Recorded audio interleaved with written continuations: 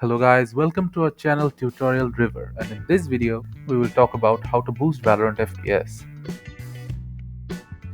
So first we will go to the Windows icon, right click, go to settings. In settings we have to click gaming and go to the game mode option. We have to turn game mode on from this menu. Now let's go back to home.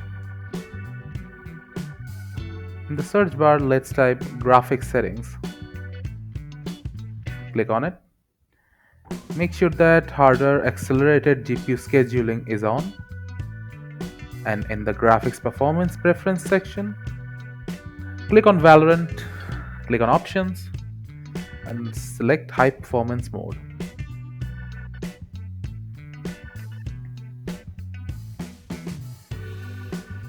Now let's go to the search panel again. In here we have to type Valorant.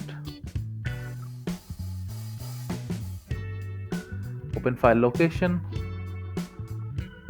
Right click on the Valorant icon, go to properties, and here go to the compatibility menu. Check disable full screen optimization, change high DPI settings, and override high DPI scaling behavior. Click on OK. That's all. Thank you again for watching the video. Make sure to like this video and subscribe to our channel, and see you in the next video.